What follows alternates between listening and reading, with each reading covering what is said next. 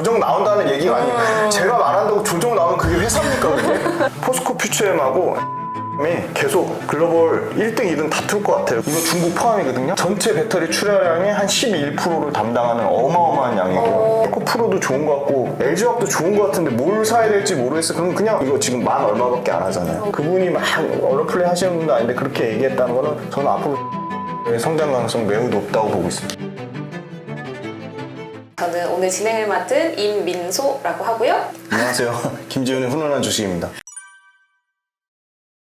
배터리 올라가는 걸 불편해하시는 분들이 아직도 있는 것 같고 많다는 거는 그만큼 아직 기회가 있다고 보고 있습니다. 아 진짜요? 아직도 그걸 불편하게 생각하는 사람이 있을수록 올라갈 여력이 더 남았다. 모두가 다 찬양하면 그때는 이미 고점일 것 같고요. 비난하는 사람들 많으신 거 보면은 뭐 기회가 남아있다고 보고 있습니다. 제가 봤을 때 요즘에 비난하는 사람이 많이 없는 것 같은데. 아니요, 많아요 생각보다. 아, 그래요? 네. 그러니까 그 특정 종목 외에 나머지 종목을 얘기하시면 엄청 비난하세요. 네, 일단은 수익률 현황 가져왔는데요. 네. 이거 수익률 현황 가져온 이유가 있습니다. 원래 보통 1등주 투자하는 게 가장 좀 매력적이라서 1등주에 대한 얘기만 했는데 네. 최근에는 2등주의 반란입니다. 2등주가 굉장히 가파르게 올라오고 있고요. 특히나 원자재 뭐 압도적으로 에코프로가 1등입니다. 에코프로 드디어 뭐 1월달 대비해서 920%, 917% 수익이 났고요. 근데 포스코홀딩스가 제가 맨날 에코프로만 소개해드렸는데 수익률 네. 포스코가 이 무거운 게 지금 84% 수익 났거든요. 그러니까 포스코 갖고 계신 분들 철저하게 에코프로에 비해서 소외됐었는데 조금은 이제 덜 좀 소외되는 모습을 보이지 않나. 그래서 여전히 포스코홀딩스랑 에코프로의 그 수익률 차이의 그 갭이 많이 줄어들 거라고 보고 있고요. 네.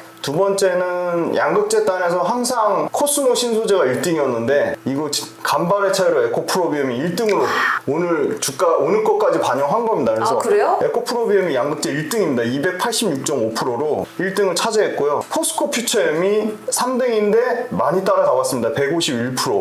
포스코 퓨처엠, 에코프로비움 모두 지금 신고가 영역입니다. 신고가 영역이라는 거는 어떻게 보면 수급이 깨끗하게 싹 한번 물갈이가 됐다고 볼 수 있는 거고요. 네. 갖고 계신 분들이 다 수익 중이다. 그러니까 굳이 팔 필요가 없는, 물론 당연히 차익 실현 물량은 얼마든지 나올 수 있습니다. 근데 저는 신고가 영역에 있는 기업들은 굉장히 좀 다른 관점에서, 수급의 다른 관점에서 좀 긍정적으로 지켜봐야 된다 보고 있고요. 그래서 포스코 퓨처, 에코프로비움 모두 신고가 영역이다. 그다음에 철저하게 음극재, 도전재, 첨가재 이쪽은 소외가 됐는데요. 네. 이쪽도 뭐 나노신소재가 어제 급등 나오고 오늘 좀 조정 나왔지만 83% 정도 수익이 났습니다. 그래서 물론 양극재나 원자재에 비하면은 차이가 많이 나긴 하지만 그럼에도 불구하고 비양극재 쪽으로도 수급이 조금 이제 돌고 있다, 순환이 되고 있다, 좀 그렇게 보고 있고요. 네. 전액이나 분리막 쪽은 여전히 좀 차별화되게 부진한 모습을 보이고 있다. 그다음에 장비단에서는 압도적으로 윤성 FNC가 다시 400%대 수익률을 기록하면서 에코프로 다음에 배터리 밸류체인에서 전체 2등을 차지했습니다. 근데 전 2등을 가져왔는데 저희가 주목하는 회사는 DENT입니다. 그 레이저 노칭 장비 뭐 압도적인 국내 1등이라고 할 수 있는데 이 회사가 유상증자 때문에 주가가 한번 박살이 났었거든요. 네. 근데 아주 그거 뭐 하루 이틀 조정받더니 그 뒤로 계속 올라서 지금 DENT도 신고가 영역입니다. 지금 214% 기록했고요. 윤성 FNC 다음으로 2등인데 이 DENT도 굉장히 주가가 견조하게 완전 상향 추세에서 윤성 FNC랑 수익률 격차를 좀 줄이지 않을까. 장비주 중에 2등 DENT, 그 다음에 양극재 단에서 원래 2등이었으니까 에코프로비엠, 그 다음에 원자재 단에서 에코프로 말고 2등인 포스코홀딩스. 에코프로 보지 말자는 얘기가 아니고요. 에코프로는 너무 많이 보고 너무 많은 분들이 얘기하시니까 저는 포스코홀딩스 2등주의 반란으로 이 수익률표를 말씀드리겠습니다. 그게 지난달과 비교했을 때의 수익률인가요? 아니요, 1월달 대비해서. 1월달부터 네, 지금까지의 수익률을 확인해 봤습니다.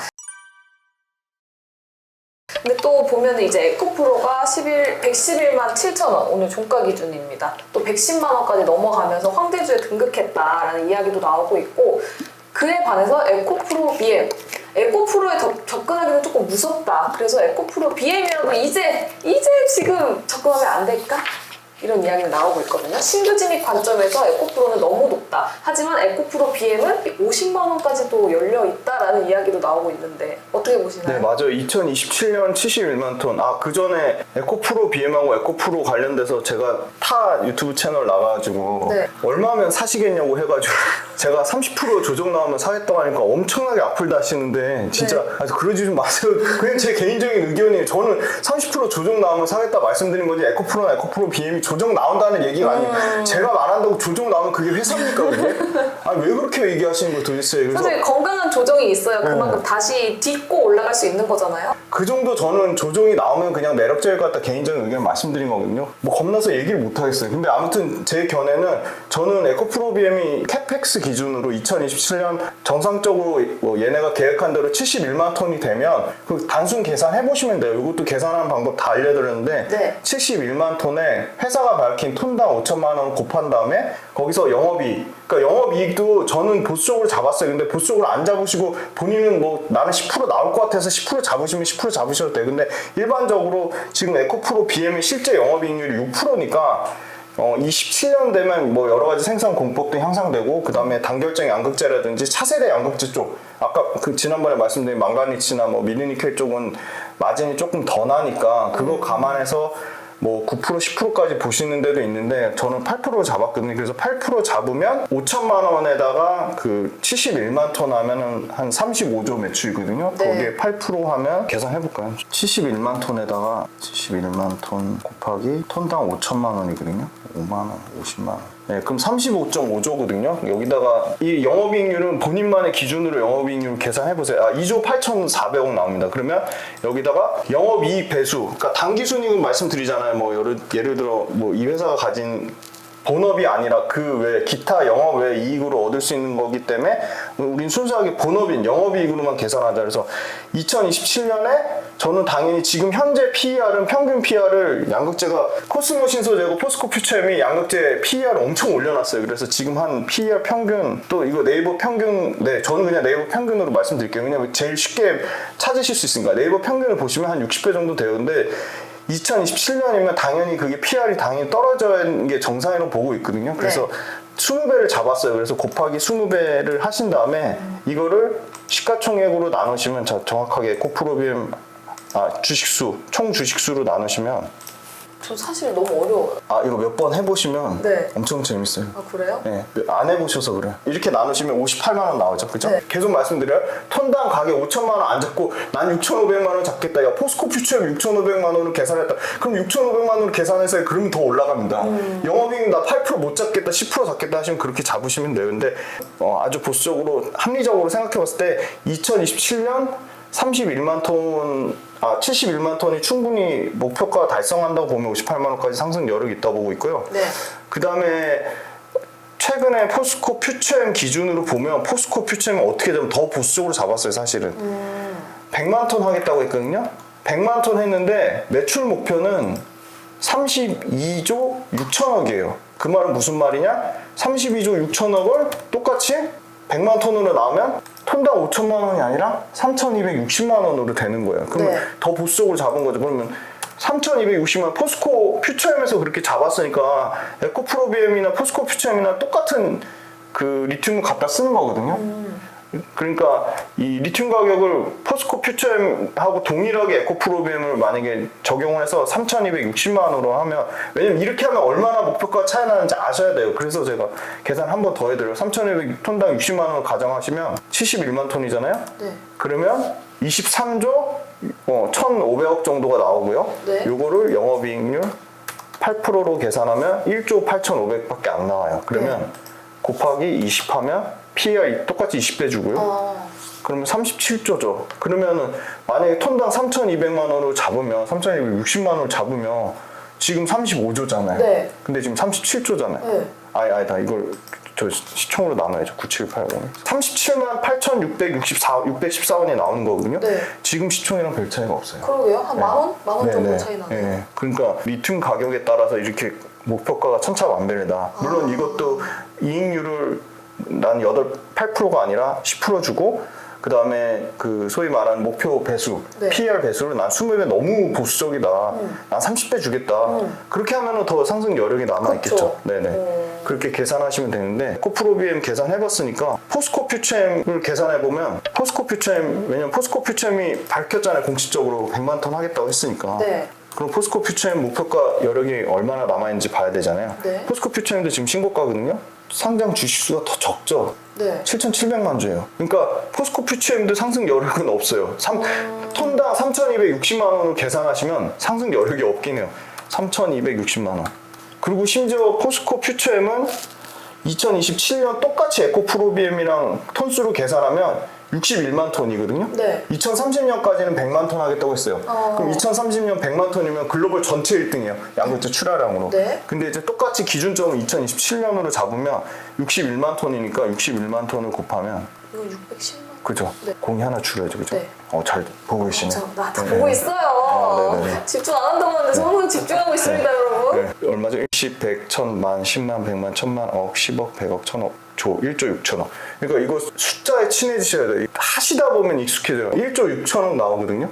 그러면 1조 6천억에다가 아까 PER 밸류 20배 준다고 했잖아요. 네. 그리고 나누기 상장 주식수. 얼마 41만 744원 나옵니다. 벌써 지금 오버됐어요. 48만 원이잖아요. 그럼 포스코 퓨처에 접근하면 안 되나요? 아니죠. 아직까지. 그러니까 그만큼 얘네가 왜 이렇게 그 리튬의 가격을 박하게 줬는지 8달러 주진 않았잖아요. 네. 32불 정도 준 거거든요. 그래서 아무튼 철저하게 캐파 기준으로 계산을 한번 해보시라. 그렇게 말씀드리고 그래서 지금 캐펙스 기준으로는 포스코 퓨처엠하고 에코프로비엠이 계속 글로벌 1등, 2등 다툴 것 같아요. 근데 목표대로 하면 네. 포스코 퓨처엠 2030년까지 100만 톤 한다고 했으니까 100만 톤이 어느 정도 분량일 것 같으세요? 100만 톤이면요. 전 세계 자동차, 이제 전기차 침투율이 네. 55%가 넘어간다고 봤을 때 네. 배터리 출하량 기준으로 2030년 기준 4,360기가와트시예요. 그럼 4,360기가와트시에 11%. 이거 중국 포함이거든요. 전체 배터리 출하량의 한 11%를 담당하는 어마어마한 양이고요. 근데 그걸 네. 이제 에코프로비엠이랑 포스코 퓨처엠이 1, 2위를 다툴 것이다. 네, 포스코 퓨처엠 기준으로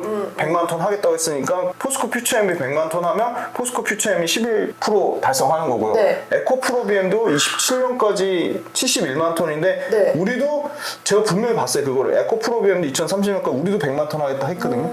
그래서 에코프로비엠도 만약에 100만 톤 달성하면 똑같이 11%인 거잖아요. 네, 그쵸. 그럼 에코프로비엠이랑 포스코 퓨처엠만 전체 양극재 출하량의 22%를 담당하는 거예요. 네. 근데 중국을 빼고 중국 제외 글로벌에서는 17%에서 18%까지 올라갑니다. 그러면 포스코 퓨처엠이랑 진짜 어마어마하지 않습니까? 진짜 국뽕이 막 차오릅니다. 진짜. 포스코 퓨처엠이랑 에코프로 BM의 합산 양극재 출하량이 2030년에 200만 톤 달성한다. 그럼 중국 제외 마켓 셰어가 37%까지 올라가는 겁니다. 전 세계 양극재 쓰는 거에 3분의 1이 포스코 퓨처엠하고 에코프로비엠이 담당하는 거죠. 근데 LNF랑 코스모 신소재랑 그다음 LG화학은 가만히 있습니까? LG화학도 지금 작업 받았어요. 근데 주가가 안 올라서 너무 힘들어 하시는데 힘들어하지 마십시오.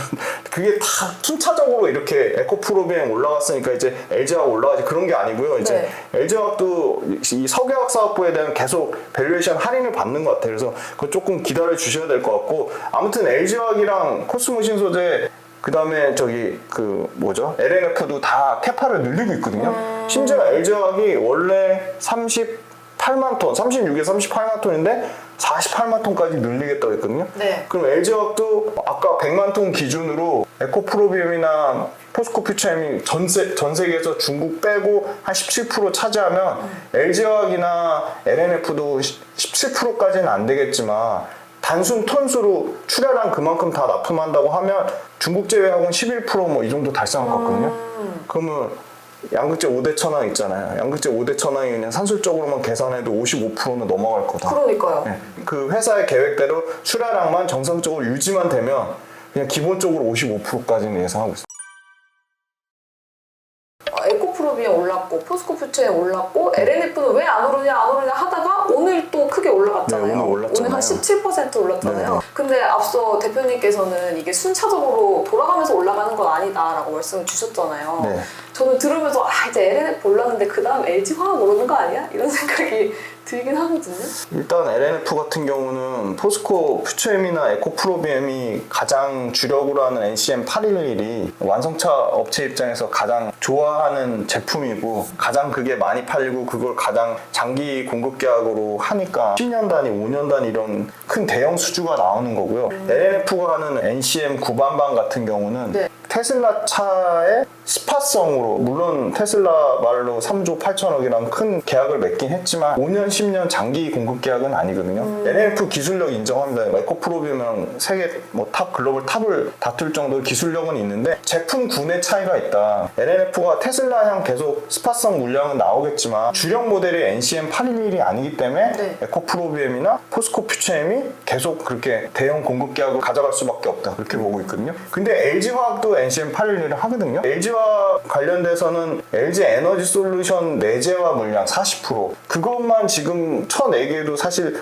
바빠서 지금 LG화학이 그런 부분이 있고요. LG화학 같은 경우는 LNF가 테슬라 직납한 것처럼 LG화학도 충분히 완성차에 직납할 가능성은 저는 있다고 보고 있어요. 왜냐면 LG화학이 LG 에너지 솔루션의 물량 때문에 캐파가 모자란 것도 아니었고 캐펙스를 늘렸고 기술력이 딸리는 것도 아니고 그쵸. 사실 계속 작년 21년도 데이터 보면 21년도에 1등 에코프로비엠하고 2등 LG화학이네요. 글로벌 전체적으로 출하량 기준으로. 그래서 LG화학이 너무 철저하게 소외되어 있기 때문에 그런 측면에서 완성차 직납 가능성이 있다고 보고 있고요. 네. 그거는 에코프로비엠이나 포스코 퓨처엠도 마찬가지예요. 포스코 퓨처엠 심지어 그 김준영 사장님이 포드 CEO끼리 만나가지고 다이렉트로 만나는 이슈가 계속 나오고 있고 뭐 에코프로비엠도 사실 에코프로비엠의 양극재 1등이고 네. LG 에너지솔루션이 배터리 셀 1등인데 물론 과거에 둘이 사이가 안 좋아서 불미스러운 일이 있었다고는 하지만 네. LG 엔솔 입장에서 에코프로비엠한테 양극재를 안 줄 이유가 없거든요. 사실. 심지어 코스모 신소재도 LG 엔솔한테 수주를 받았는데 지금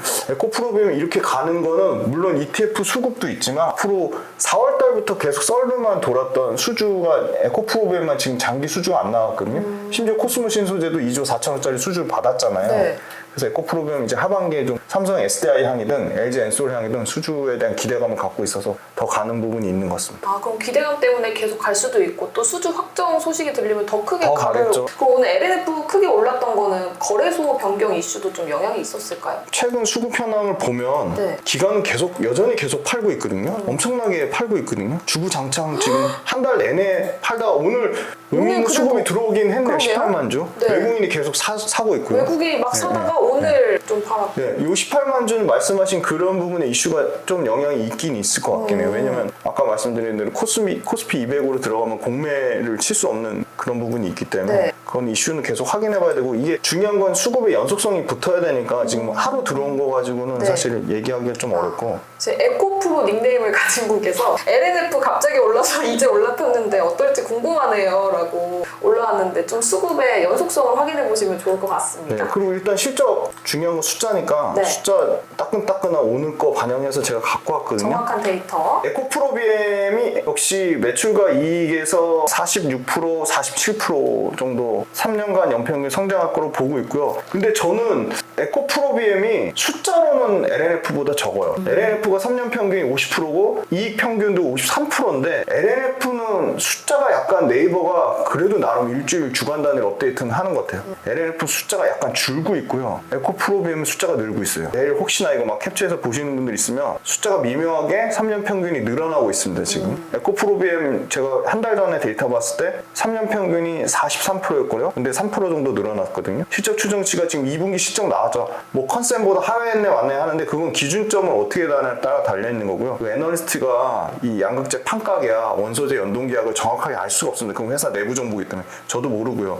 그래서 에코프로비엠 뭐 이따가 실적 물어볼 수도 있겠지만 중요한 건 에코프로비엠 영업이익률이 5.2%에서 6.07까지 오히려 잘 나왔어요. 영업이익은 소폭 컨센보다 하회하긴 했지만 그래서 에코프로비엠은 실적 추정치가 다소 올라가고 있는 것 같고요. 그걸 네이버가 뭐 반영을 하는 것 같아요, 일부. 근데 LNF는 안타깝게도 더 좋았거든요. 일단 올해 23년 매출 증가율이 저는 70%대 정도 나왔는데 지금 65%로 5%가 떨어졌고요. 24년이나 25년도 50%대에서 매출 증가율이 줄어들었습니다.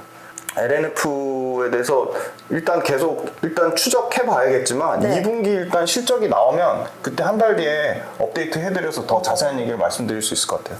근데 뭐 알겠습니다. LNF 갖고 계신 분 입장에서 주가 빠진다고 팔 건 전혀 아닌 것 같아요. 예, 뭐 LNF 팔고 에코프로비엠으로 갈아타라 그렇게 얘기하실 수도 있을 것 같긴 한데 네. 내가 만약에 에코프로비엠이 없고 LNF를 갖고 있는데 굳이 트레이딩할 이유는 없다라고 보시는 거죠. 네네.